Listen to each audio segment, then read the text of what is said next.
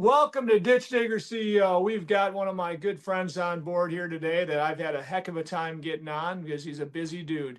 This guy is, we focus on the best of the best at Ditch Digger CEO. People that understood what it was like to have nothing and understand today what it's like to have abundance of love in your life and God in your life and success in your life. All right, in all different ways. This gentleman here, Lee Habeeb, is one of my favorite people.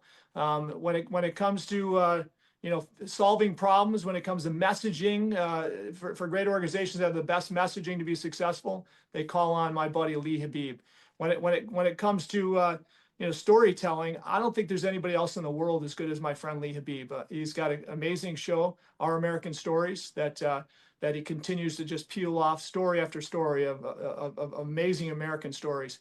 And so I'm just proud as can be, Lee, to be able to get your butt on our show and have you today, because you're one of my favorite people and the best of the best in the world at what you do. We have great salespeople that sell value, and they create great relationships of trust. And you have to reward them when they get out there and bring you new relationships and nurture those old relationships. But they can't sell anything if you're not delivering excellence, right? So those engineers and those production crews are out there busting their butt in 120-degree temperatures, putting 350-degree asphalt down.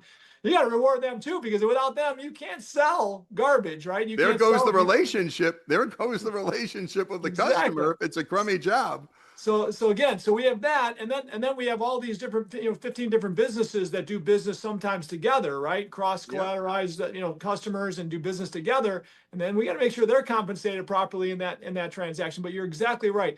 When you don't compensate properly, you lose interest. When you don't incentivize for success and incentivize for excellence, you lose excellence. Yeah, and recognize. So not just incentivize, you've got to recognize too, because there's intrinsic and there's extrinsic values to your work. And if you're taking care of the extrinsic and not the intrinsic, you've got a problem. Bernie taught me a lot of this stuff, because I would always say, and I spent a lot of time with the man, and he said, look, the one problem being really big is it's keeping the culture going is hard. It's much more difficult than a culture where you're right there, but it's possible. And Bernie proved that at Home Depot, that you can keep a culture going through great management. So what an amazing point, right? I mean, we think about incentivizing for success, and we do as much as we possibly can, right? But do we recognize enough? Probably not. Okay, probably not. Do those people that get incentivized with cash, is that short term? Does that really mean as much long term? But boy, when you recognize well, and I think it's more of a long-term thing. Well, just a quick story about this guy, because I'm at his wedding, and one of his kids and his wife kid tells a story about him. And she's she's coming in O'Hare, and they have a family joke that who wants to go and pick their brother and sister up at O'Hare? That's like a prison sentence. And so she texts her father-in-law, to be father-in-law, and Gary says, sure, I'll pick you up. And she talked with great poignance about that 40-minute drive or 30-minute drive back. And that was recognition, Gary, right? And that moment, it's like when you call up somebody and just say, I miss you, or I love you. A random call to somebody in your life, friends, employees, to just say, I just want to take a moment to thank you. And is there anything you need from me? Anything I can pray for you for? I think this is the secret ingredient to really great leadership. It's caring, not just incentivizing, because then you might be using people to get to your goal, right? And once you're using people and not loving people, something can go wrong there. And so I love the performance metrics, right? But somebody might have just been going through a divorce. They had a bad 2 weeks. You might want to take them off that performance metrics pool for a week or two. Say, hey, buddy, you need some time for yourself. We're going to figure out how to make it up to you. You go take care of your family. Let me tell you, in 2 months, that guy's going to kill for you. He's going to kill for you. So that's the stuff that Bernie missed. He said, I used to be able to do that so much more because I knew the people I worked with. But I was always telling my managers, you have permission to do these things. There'll be the difference between keeping a person or not, giving a damn about their families. I when we were smaller, I had probably up to 250 or 300 people on our teams. I would write every Christmas. I would write a long note, not a one paragraph, usually 2-3 paragraph note at least, on the relationship I had with that teammate, right? And how I appreciated them. From a person who'd been on for a few months to a person that had been on for 20 years with us, 30 years with us, right? Yeah. And I stopped doing that, probably 7-8 years ago, right? Just because the time it takes is incredible. Yeah. When you get up to 400, 500, 800 people, it's really tough to do that, and you don't know everybody as well as you did, right? That's But right. even if you don't know them, doesn't matter. They're wearing your name on their safety gear, on their shirt, on their hard hat, in the truck, their car they drive, right? So for us not to do that and strive to do that, I think is a loss. And so I got to tell you, I've lost some of that, and I got to get back on that. And even though it's it's 4 or 5 times more teammates, I got to do it. Even if it's a person I've never met, right? I should be doing that. So Yeah. so again, I agree. Recognizing that you care is a big thing. That Bernie learned a lot from Sam Walton, because Sam Walton would go and visit the stores, and he wasn't just visiting to watch performance. He wasn't just secretly going to see what the competitors were doing. He was there to go to shake hands with people and say thank you for doing the job. He's just meeting the people and showing up, and they'll go, "Can you believe it? The CEO came to our store and shook our hand." Yeah. And plus he learned a lot going into the field, right? So just showing up at construction sites from time to time where there's 60 people or 50 people, shaking everybody's hand, wearing a hard hat. Hey, maybe I'll come alongside and we'll work together, because I would love to do that with you one week. Just go out and visit the crews that are working around the country. Hand them some gifts, give them a nice lunch, and give them a little some kind of a steak dinner with the family. It's crazy how the little things plus the big things, that should not replace proper compensation, right? Some people do that and don't pay well. But if you pay well and you do that, then there's a sincere heart, right? And look, we're Christians and we know that Jesus knows our hearts, right? It's always that he knows our hearts.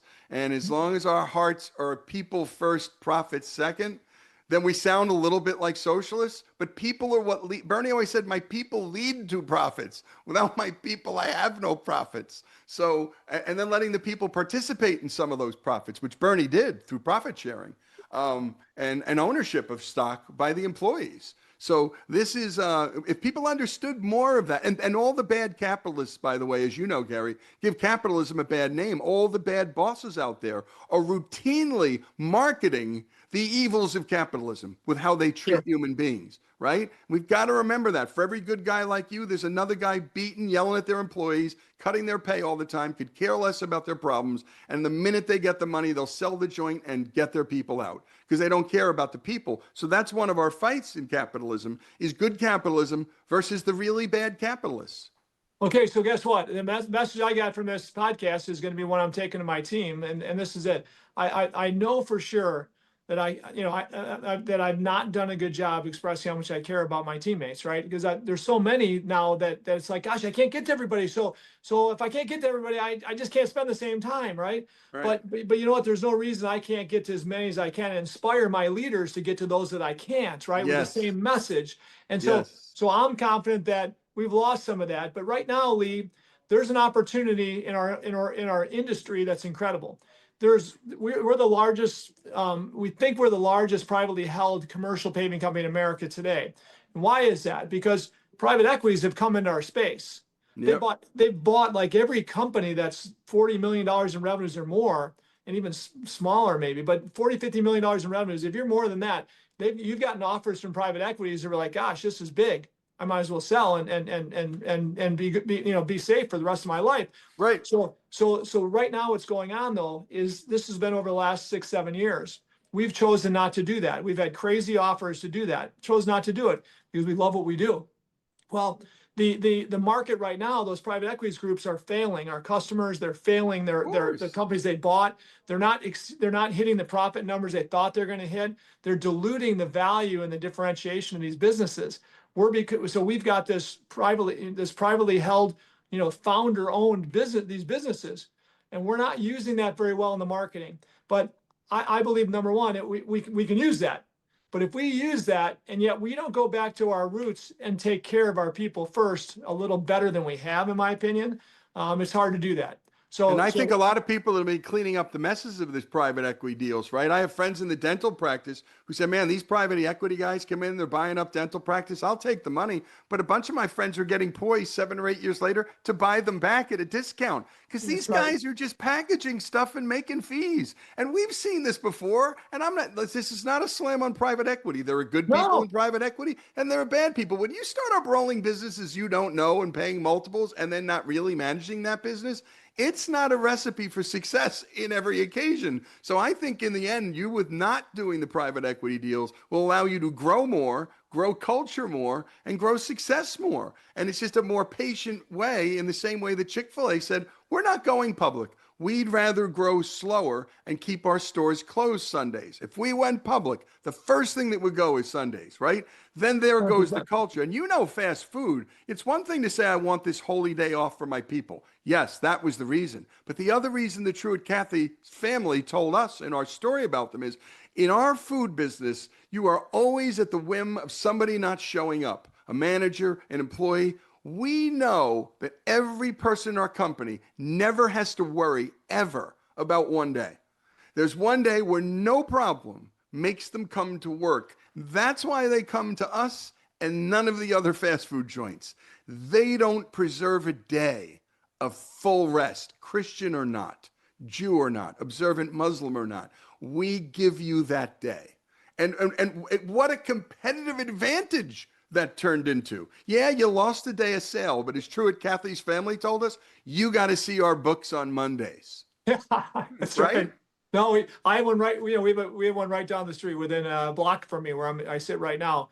And so often it's like the Jimmy John's. It's like them. You can count on the same exact taste and everything you buy there, the same exact service, and every single time. And you know that I could be there on Sunday. If I'm in the office on Sunday and I can't get Chick-fil-A, darn right, I'm probably going to be there Monday or at least Tuesday to get my Chick-fil-A, right? Yeah. So what a great concept, right? When you look at you look at this pure numbers that a private equities group would buy them and say, we've got X billions of dollars more if we could just open Sunday. Yes. But they don't see the Y billions that are more than that fall into the rest of the business on culture. That's right. And stronger culture doesn't show up. Culture doesn't show up on the balance sheet, and the balance sheet gets determined by culture. So, this is why numbers guys alone will fail, and you'll beat them with your instincts. More importantly, your heart. I mean, now you don't want your heart manipulated, but a good heart and a good business mind. And by the way, if there's a faith underpinning that and you live that faith, you are at I tell Christian friends all the time in business, be your faith and you will win. You may have short-term losses, but you will beat the guy without it every time. Sure. Long-term, not short-term, long-term, you'll win. So Lee, I gotta tell you, appreciate you coming to my wedding. I didn't talk about our wedding at all. I got married here about a month and a half ago to an amazing woman that I'm so blessed to be my partner, Julie. Yeah, I'm still wondering how you did it, Gary. That's the book you need to write. How did I land a woman like this? And you know how long the book's going to be? 1 page. This should say, I have no idea, ... and neither do my friends. No, she's amazing. She's amazing. She's an amazing partner. And every day I wake up understanding how blessed I am and go to bed at night and understand how blessed I am. I think that keeps everything in a positive mode for me. Right? Thanking God every night and every morning for all the blessings I have, and she's at the top of that list. And again, thank you for coming to that wedding. We really appreciate you being there. It was a joy. I don't like missing weddings. It was a remarkable moment in this wedding. One final story. So it's a beautiful wedding at Gary's golf course. They're under this magnificent tree. My wife and I love trees. In fact, we're eyeing a piece of property in Texas because of its trees, its hardwoods. And there's something about a beautiful tree. It's like 300-year-old specimen of an oak tree, 300 years old. Spectacular in its shape. It's just a divine inspired, natural wonder. And so at a certain moment, this wonderful pastor who's marrying the two, we're talking about this rededication, this man and this woman getting together to come together with God. To live according to God's dictates and rules, and to surrender to God and to be obedient. But then the pastor turns it, and before he asks them to rededicate themselves, he goes out to the audience and he asks the audience how many people are married. Most of the people were, and he says, "Look, I want you to take a minute and look your spouse in the eye and rededicate your marriages. Rededicate. And there was a moment in the time where you could see the husbands and wives looking awkwardly at each other and reminding us of what the most important things are. And if you are in a good, I've always hated the boss who's in a divorce, who's divorced, has no kids, because he doesn't care that you have a good marriage and you have kids, and he expects you to answer the phone at 10 at night. And that's an idiotic request, right? And they say, you're not working hard enough. I go, no, no, no. You don't have a life. You don't want us to have a life, and you will never you'll retain 25-year-olds. You could do that in the tech world. Yes, they don't have lives. That can fly. But in the retail world, the real world, not being there to let your employees' family life flourish makes you a really horrible boss. And you're that boss that gives capitalism in America a bad name. And if you're listening and you're that guy, get on your knees some, right? And ask for some humility and serve your own people, man, because they'll serve your customers better if you serve them better. This is simple theology, right? Care about the people around you. Absolutely. Well, thank you for that, Gary, because I've told everybody about that moment in the wedding. And I think if every wedding can turn into a rededication, if we can inspire younger people, you're like Chris and others, and I don't know if you're married or not, Chris, but, young people are like avoiding getting married or avoiding having kids. They're not ready. You're never ready. But I'm telling you, you get married and you have that kid, you're now working and living for someone else. You're doing stuff for another human being. You're going to find a gear in your life you didn't know. You're going to find love in your life you can't understand. And by the way, that loneliness epidemic that's ruining everybody's lives, you've just found the antidote. God's perfect union.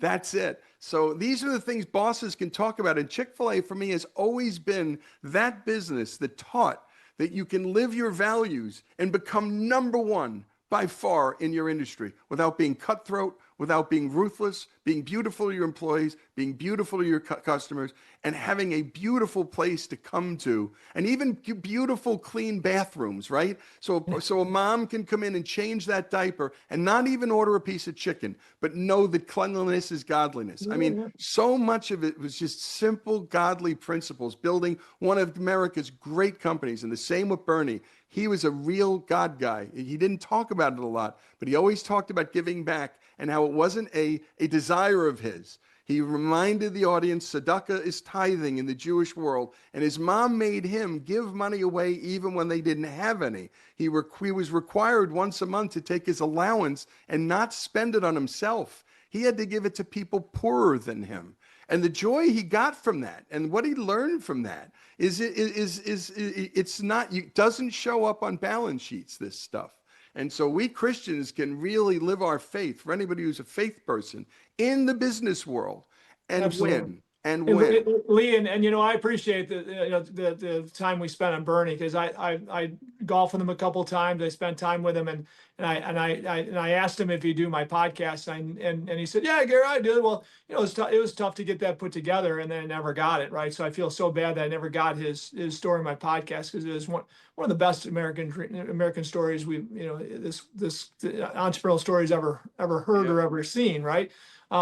But I got to tell you, it was probably 20 years in when I realized one of my mentors had the same faith that I have, had the same moral compass I believe I have, and my family had.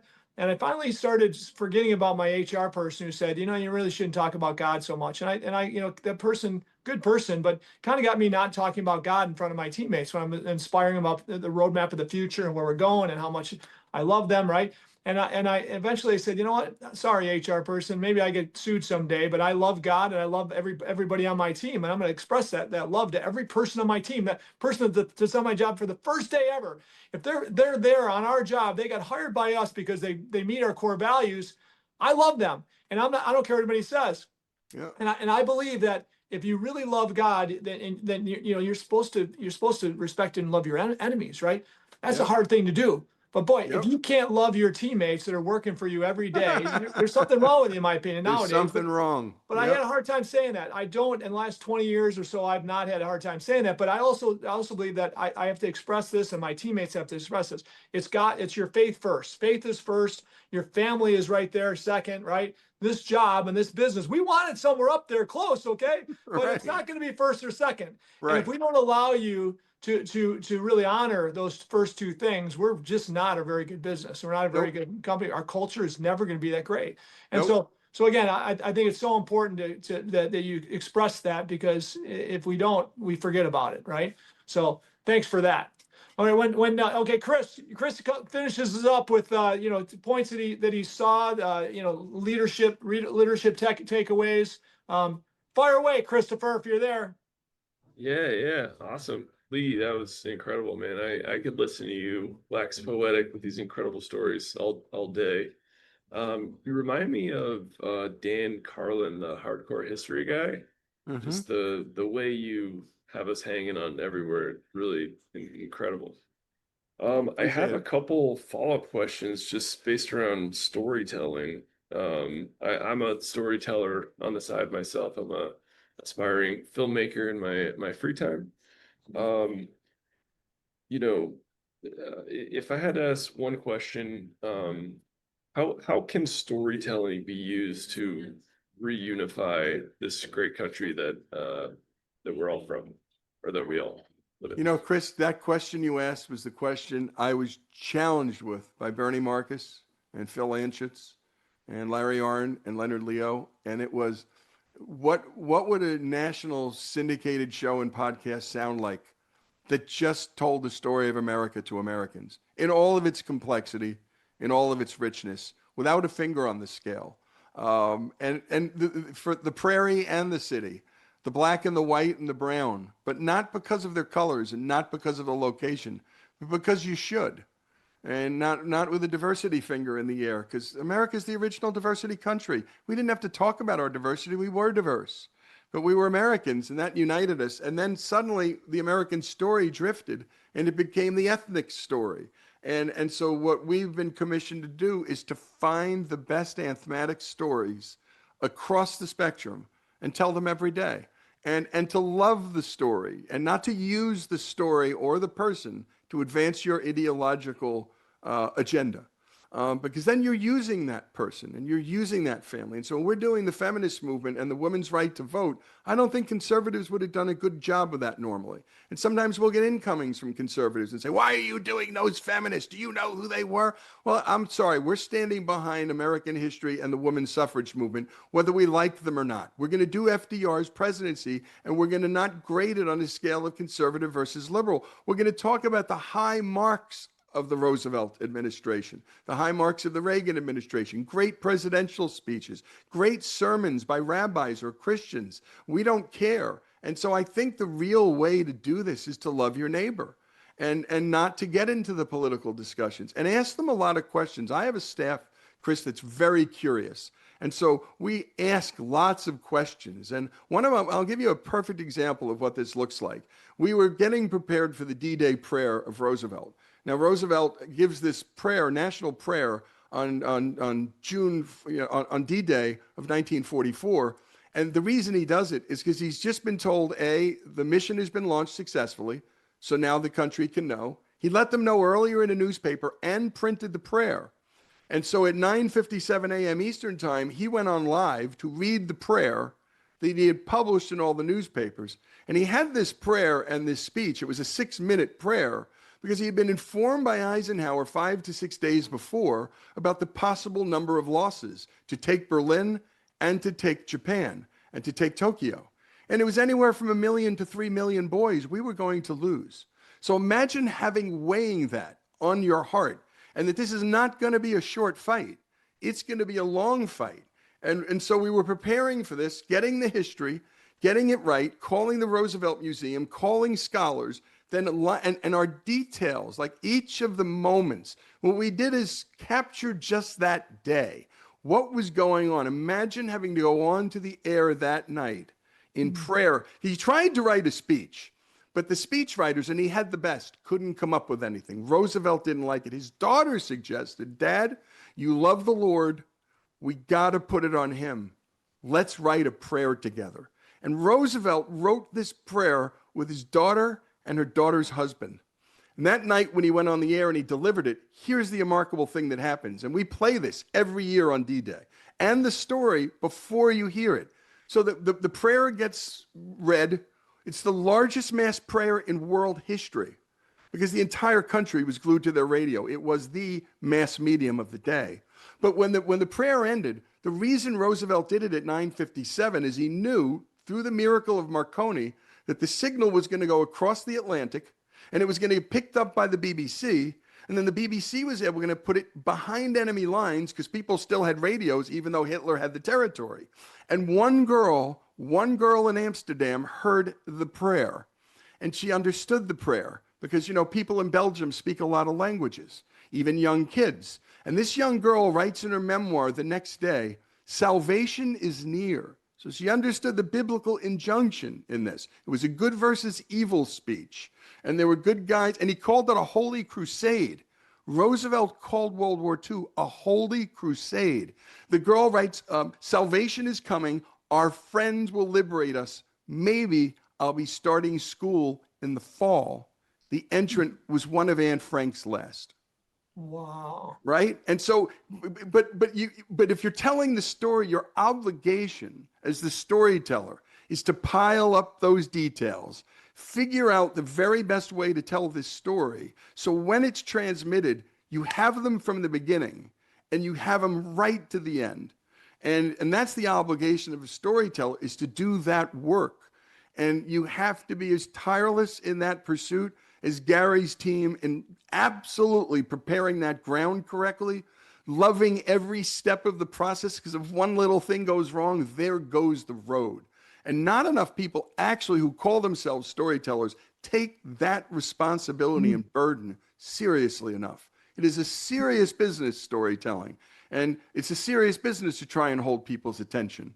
And every one of us can do it better. Our own family stories, our own business stories, and weaving in our faith stories and American history to all of that. We can blame the schools all day long for what's happened to our country, but I blame us.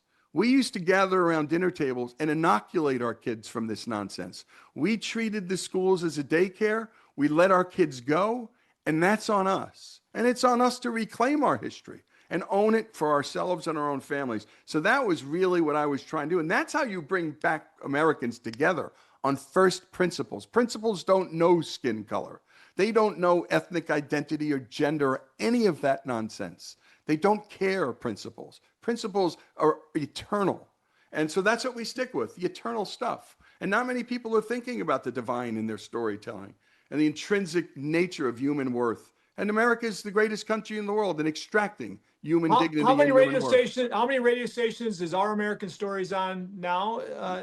You know, where do you want to go with it? We're on 470 stations right now. We started with one, and we've never paid a penny. We get ratings everywhere we go. iHeart syndicated us in 2021. We got a call up from the big leagues, and they're just pushing our podcast along. We do no pay to play, zero. We don't want people to click for a second and charge an advertiser. That's not a business model. That's a lie. And what we ultimately are doing now is working to get on the great iHeart country stations every day. That would triple our scale, triple our reach in podcasts. And we're in the process of getting ready to go to Bravo with a television version of this show and a streaming version of this show. And then more shows after this, because as Taylor Sheridan learned with Yellowstone, once you wrote about a part of the country no one was writing about, and in a way no one was writing about it, all the money will come to you. Quit pitching. And this is, I would say this to all your young storytellers as a business. Quit pitching. Quit pitching the next idea. Like any entrepreneur, come up with an idea, damn it, and spend 10 years on it. Because that's how long it takes to do anything good, whether you're U2 or Bruce Springsteen or Adele or a band, having a conception of what you want to say, who you want to say it to, and then go do it. And at great sacrifice to yourself, do it. This is a business in the end, storytelling. The great Irving Berlin taught me that. I studied his life. He's one of the great storytellers, and he owned his own intellectual property. And he did it on purpose. But the life and time he spent on writing, he got up every day, put on a suit and tie, and sat behind that typewriter. And he did it 8 hours a day. It was a business. Too many of our young storytellers and artists say, "Oh, I'm a storyteller. What's the last story you told?" That's what I tell them. "Well, I'm working on it." No. Just because it's not published doesn't mean you don't have a portfolio. Where's your portfolio? And when they go, "I don't have one," I go, "Well, then stop calling yourself a storyteller. You don't get to use the word without being the word." And it's such a serious thing. I'm not talking, and Chris, this is to you if you're a storyteller. When I give this advice with young storytellers, it fires them up, because you don't have to get published to tell the story. And then when you get discovered, you're going to have these hundreds of stories you wrote down, and people are going to go, wow, wow, you're a storyteller. So I love, hey, so I love this. And here's what I agree 100% on. When you pitch, it's a pitch. You're selling, right? And people Yeah. listen to that pitch. They're thinking about where's the value in that pitch to me, the customer, right? When you're telling stories, captivating stories, you're building relationships. You're including them. They become part of the story, right? That's right. And now and again, something that we do very well in some cases. I got to tell you, and I can think about the case where we do very well. In other cases, we don't do very well at all. And so, how do you do that consistently with every business, everything everything you're doing? Yeah, If you're quit selling and start telling the captivating story that they want attached to, right? That's right. That's quit selling and start telling. That's a perfect way to say it, Gary. I love it. I love it. Man, that's awesome. Chris, we could talk to my buddy here for hours and hours, and I get a chance to do that once in a while when I hang out with him. But what other takeaways you got here, brother? I know you haven't started takeaways. Give us the takeaways. Oh man, so many. I think a great one is show your kids history in real life. I think that's showing versus telling, just incredibly powerful ways that our country came to be. You're not a leader unless you can inspire. Story is the original killer app. Without the Cincinnatus story, Washington would have become king. Growth at any cost is a dangerous path. Not failing is the bigger failure. That might be my favorite one there. I was thinking about when was the last time I failed? It's very hard to be a big and mediocre. Great American businesses wouldn't happen without franchising. Bad incentives equal big problems. There's a difference between keeping a person and caring about their family. No, the difference between keeping a person and not is caring about their family. And culture doesn't show up on the balance sheet. Lee, where can our listeners find out more about you? Just go to ouramericanstories.com, and we're up to almost 1,300 stories, and they're all evergreen. So we replay half of them all the time, and you'll bump in. If you listen all the time, you won't bump into a story for at least a year and a half. So we're going to keep going at it, and this is a lifetime love affair. We're a nonprofit. Anybody who wants to give, we have people who are generous and allow this story to occur. We're also creating quite a bit of revenue, but it's a very expensive enterprise. And the founders and the board said profit motive doesn't account for many of the great things that occur in this country. We don't go to our churches demanding a profit. We do demand impact. And it's a different thing we look for from a church, right? And different measures of success. But spiritual measures are different than economic measures. And so I'm not tied to the balance sheet in that way. And that has been freeing, because some things are expensive to do and you don't get your money back. And they're some of the most important things we can do for our country. I would end with this for anybody who's a fan of America. And if you want to support our show, but the real thing we got to be doing is supporting our country with this kind of storytelling internally. This is an experiment that's as good as us, and it lasts as long as us. It's that simple. And none of Gary's work, your work, or any of our work is possible without it. So it's our obligation to share these stories with our kids. Whether they want to hear them or not is not the point. It's our responsibility to do it, just as it is to feed them and just as it is to clothe them. It's to tell them who they are. There's a great line that I use all the time. You can't love something you don't know. You can't. And if you don't know your country, you can't love it. It's our job to have people fall in love with their country. It's no one else's. We can't outsource it. So I'll leave you with that. Wow, that's awesome. That goes for not just country, right? It's your family, it's your heritage, it's the industry you're in. It's all these things that make you successful. If you love them, you probably know the story, right? Yeah. And don't cover up the bad parts. Don't cover them up. You had a marriage and you had a struggle. Let the family know we had a struggle. Right? Confess the bad parts. Don't hide them, because the only way people believe the good parts is when you share the bad parts. You have to share the bad parts of the story. Conservatives didn't share the bad parts of our history enough. And the liberals, that's all they like to do, is tell the bad parts of our story, right? And both have agendas. America, it's yeah, America. Great. But you can't look, when you love your wife, she's not perfect. Your wife loves you despite your flaws. Nobody knows your flaws better than your wife, and she loves you anyway, right? We've got to treat our own country with the same respect. The flaws, the brokenness of our country is what makes us beautiful. It just does. You can't hide it. Lee, you gave us way more time than you got to spend. Your time is so valuable, and we're so blessed to have you on today. You know, you don't drop names, you don't talk about all the things I know about you, right? But the best organizations in the country that love this country use you in that messaging. You know, who do we talk to? Who's somebody we bring in? You know, whether it be Charlie, my buddy Charlie Kirk, and Beginnings of Turning Point USA, or Job Creators Network, or Steve Moore, Unleashing Prosperity. You know, Heritage, you know, the schools that you represent, right? I mean, the best of the best in the country come to you when it comes to, we need a message that's gonna educate and serve and grow this, whatever this dream is that they have. And your name comes up more than anybody. And I really appreciate your friendship, buddy. I love you, and I really appreciate you. And we're so blessed to have you on today. So thank you so much for being on Ditch Digger CEO. And we'll have to, you know, 30, 40, 50 shows later, we got to get you on to probably check in with you. But happy to do it. Thank you, Gary. Thank you, Chris. Thank you, brother. Thank you, Have an amazing day. Until next time. See you soon. See ya.